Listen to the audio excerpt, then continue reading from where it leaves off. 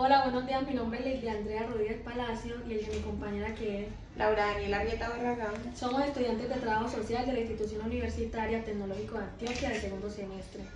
Les vamos a hablar sobre el libro que nos tocó sobre hallazgos y recomendaciones desde la página 458 a la 587.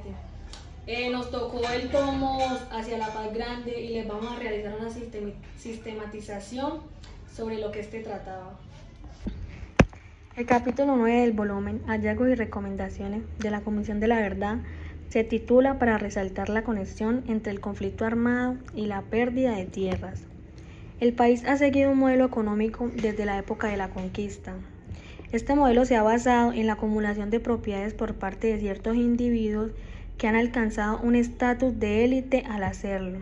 Han establecido redes de poder político y han sometido a su servicio a indígenas y afrodescendientes, utilizando métodos como la encomienda y la esclavitud, que esto ha llevado a la exclusión de los campesinos de la propiedad rural, convirtiéndolos en trabajadores sin tierra. Aunque se hicieron intentos de redistribuir la tierra a través de la Ley 200 de 1936, la Ley 100 de 1944 detuvo estos esfuerzos, lo que finalmente resultó en la concesión de títulos de propiedades a los titulares de lotes baldíos. Durante la década de 1950, la violencia se caracterizó por la venta forzada de tierras, el robo de cultivos, el robo de animales y un patrón de mayor desplazamiento, muerte y violencia durante las épocas de la cosecha de café.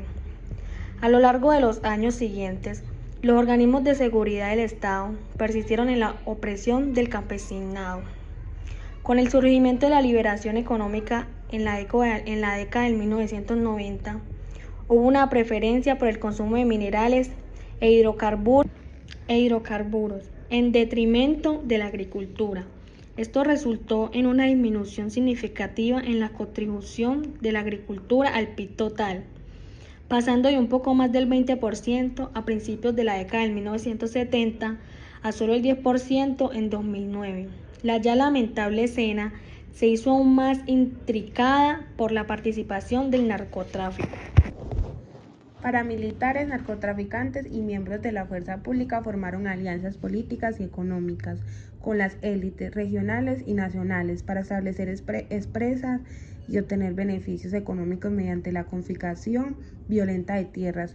Incluso la guerrilla quedó atrapada en esta mentalidad falaz, ya que la regulación de coca, el mercado les proporcionó importantes recursos para fixar sus espacios territoriales, adquirir armamento y logística. Al apoderarse de la tierra, todos los participantes pudieron cumplir sus objetivos militares al establecer corredores y bases estratégicas, al tiempo que lograron objetivos económicos a través de la implementación de megaproyectos como proyectos industriales, energía, agricultura, extractiva y monocultivos.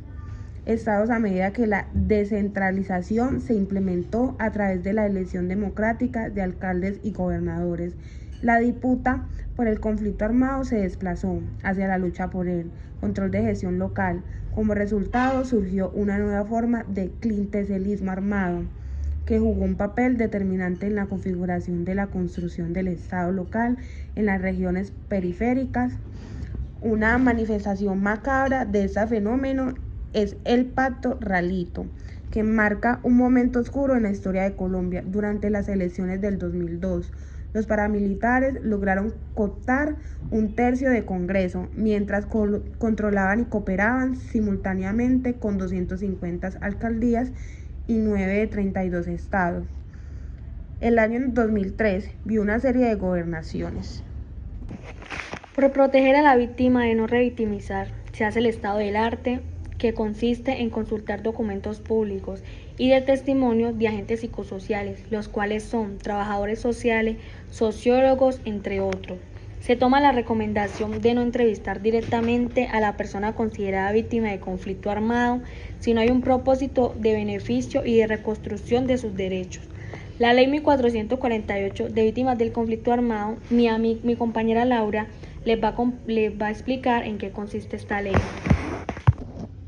La Ley de Víctimas y Reconstrucción de Tierra es la ley por el medio de la cual se establecieron medidas de atención, asistencia y reparación integral a las víctimas del conflicto armado. ¿Qué norma en Colombia reconoce por primera vez al territorio como víctima del conflicto armado? La Ley 448 del 2011, o Ley de Víctimas y Reconstrucción de Tierra, se implementó en el 2012, un mecanismo jurídico adoptado en el medio del conflicto armado interno colombiano para restituir las tierras a los que habían sufrido su despojo por parte de algunos de los actores alzados en armas. ¿Qué beneficio tiene una víctima del conflicto armado? Las víctimas del conflicto armado podrán postularse al Fondo de Reparación para el Acceso, Permanencia y Graduación en Educación Superior para las Víctimas del Ministerio de la Educación, con el fin de ingresar a carreras en los niveles técnicos, tecnológicos y profesionales. Diferentes tipos de víctimas: exterminio de Unión Patriótica, estudiantes, docentes y universidades, violencia contra la población LGTBIQ+, asesinato de líderes sociales y excombatientes de la FARC, falsos positivos, comunidades indígenas, sindicalistas, campesinos. ¿Cómo es el trabajo social con las víctimas del conflicto armado? Asimismo, el trabajador social ha de actuar como mediador en procesos de paz social, lo cual involucra la atención a los programas de inserción y construcción de la vida civil de la población en conflictos, o los programas de emergencia y desarrollo de las personas en condición de desplazamiento. ¿Qué programas hay para las personas víctimas de violencia en conflicto armado en Colombia? El Programa de Atención Psicosocial y Salud Integral a Víctimas hace parte del Plan Nacional para la Atención y Reparación Integral a las Víctimas, dando respuesta a las medidas de rehabilitación en el marco de la reparación integral a las víctimas del conflicto armado en Colombia. En conclusión de todo lo que hemos dicho, mi compañera y yo decidimos ponerles un testimonio de una persona que fue víctima del desplazamiento del conflicto armado acá en Colombia. Entonces, a continuación les vamos a mostrar el testimonio de esa persona que por motivos personales no quiso revelar su identidad. Mi familia y yo fuimos víctimas del desplazamiento del conflicto armado el día 14 de enero de 2017. Cuando la policía se acerca a mi casa a hacer un allanamiento por unos explosivos que eran legales, ya que mi abuela tenía una mina legal. Los tenían en la casa porque en la mina se estaban perdiendo los explosivos. Cuando llegó la policía a la casa, nos hicieron un allanamiento y realizaron un falso positivo diciendo que mi papá era cabecilla del Clan del Golfo y que la mina era ilegal cuando no era legal, y aumentaron más de los explosivos que habían encontrado. A la policía de decir que mi papá era cabecilla del Clan del Golfo, el grupo que está en Segovia, el gaitanista, se acercó a la casa y se llevaron a mi papá para matarlo. En el momento que se lo llevan para la finca, él le dice que se despida de nosotros, que no lo vamos a volver a ver y que la orden era matarnos a todos, pero que ellos no iban a hacer eso. Se llevan a mi papá para la finca. Cuando llegaron allá, mi papá lo entrevistan y le comienzan a decir que sí era verdad, y él obviamente dice que él no estaba metido en eso. Y cuando llegó el jefe de allá, y resulta que el jefe en esos momentos del municipio de Bagre, de ese grupo, era un ex trabajador de la mina. Entonces él obviamente dijo que mi papá no hacía parte de ese grupo y lo dejó ir. Lo dejó ir con la condición de que no fuéramos separados y le teníamos que dar 45 millones de pesos. Nos tocó vender todo, la mayoría de cosas de la casa, la moto, todo. Mi mamá se tuvo que ir para Puerto Berrío con mi hermanito. Yo me vine para el municipio del Bagre con mi otro hermanito. Mi papá se quedó en Segovia vendiendo las cosas para poder pagar ese desplazamiento que nos habían realizado. Llegamos al municipio del Bagre.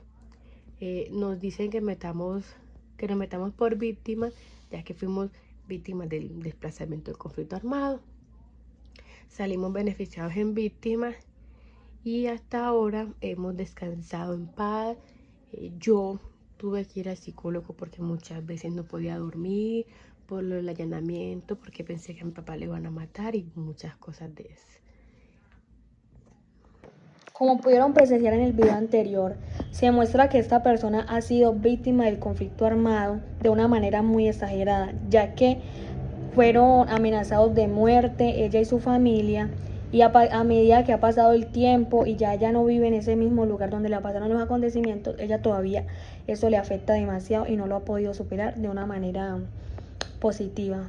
Mi compañera y yo en las redes sociales nos pusimos pues a investigar y a ver videos sobre víctimas del conflicto armado y encontramos un testimonio de una persona que fue víctima del conflicto armado de una manera, digo yo, que exageradamente, porque fue abusada muchas veces por esos hombres paramilitares, de esa fuerza armada que abusan de su poder. Entonces les vamos a mostrar el video de esa persona, donde ella cuenta su testimonio. A pesar de que ya han pasado muchos años, ella todavía le sigue afectando ese problema. Era un trozo como este largo y más o menos este grosor.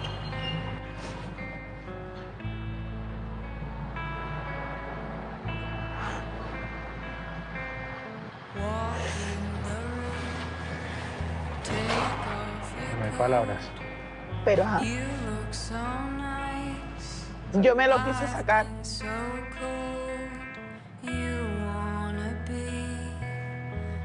No pude. Es más, el médico ni miró qué era lo que había adentro, simplemente vio el sangrado. Me remitió para Cartagena, entré a la clínica La Inmaculada y ahí fue que pude hablar. Porque yo no me atreví ni a decirle al médico lo que tenía adentro ni quién me lo había hecho. Porque me parecía que iban a llegar tras mío y ahí mismo en el hospital me iban a acribillar, porque es que allá en el pueblo eso se veía. 12 años de esclavitud sexual, de torturas brutales como el empalamiento y la violación en masa. Así de salvaje fue el calvario que soportó Lina Mercedes Caro, siempre en silencio, desde el día nefasto en que los paramilitares tocaron a su puerta, en María la Baja, Bolívar, y empezaron a violarla una y otra vez. Yo creo que ni un animal se le puede hacer algo como lo que me hicieron a mí.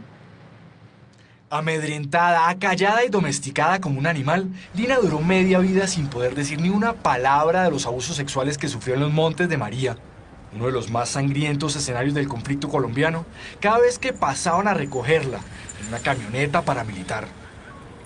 A veces no tocaban a mi puerta, yo estaba en mi calle trabajando, vendiendo mis chances y tenía que dejar la bicicleta en cualquier lado parqueada y móntate en el carro y vamos. ¿Sin saber a qué? La primera vez no sabía qué. Ya después de ahí sí entendía. O sea, eso me hizo a mí ya no usar faldas, porque yo sentía que si se usaba falda era más rápido que... Pero nada, eso no importaba, eso igual usara lo que usara, la ropa me la iban a quitar. Ese dolor lo guardó en lo más profundo de su alma, pero con 50 años encima y un cáncer terminal que le respira en la nuca, encontró la fuerza para pronunciar sin pena ni tapujos, y hasta con una alta dosis de crudeza, todos esos abusos sexuales, de los que casi nadie quiere hablar ni oír, pero que han tenido que soportar casi 30.000 personas, la mayoría mujeres, por cuenta de los grupos armados, y que siguen ocurriendo a plena luz del día. Mujeres que las llevaban desde el casco urbano hasta las zonas donde estaban ellos a ser abusadas por ellos. Se satisfacían ellos como hombres y ya uno destruido para su casa. Nacida en María la Baja, Bolívar, el 26 de septiembre de 1968, hija de una lavandera y un padre ausente, Lina se crió en un ambiente campesino, donde reinaba la inocencia propia de la infancia, pero también la pobreza y esa cultura patriarcal que la obligó a aguantarse calladita los abusos de uno de sus hermanastros. A medianoche que uno estaba dormido, empecé a verla tocar, incluso de mis 7 años que yo recuerdo, ya venía ese suceso. Se volvió ya un calvario. Un calvario porque fui violada a los 9 años. Pero en su casa, más que esa violación con sabor a incesto, solo les preocupaba mantener su estabilidad económica y sobre todo su honra familiar. Yo creo que si hubiese tenido 12 años, a mí me habían hecho vivir con él. Mi hija, cállese y... Quédese aquí y compórtese y ajá. Antes de terminar casada con su propio violador o de exponerse a otro abuso, Lina prefirió volarse de la casa con el primer hombre que se le atravesó. y soportar los estigmas de esos pueblos chicos que a la hora de juzgar a las mujeres mancilladas se transforman en su peor infierno. Me sentía sucia. Me sentía sucia y sucia desde muy niña. Me cambió la vida porque yo partiendo de ahí me volví agresiva, porque yo sentía que todos los hombres tenían que pagar lo que un solo hombre me hizo a muy temprana edad.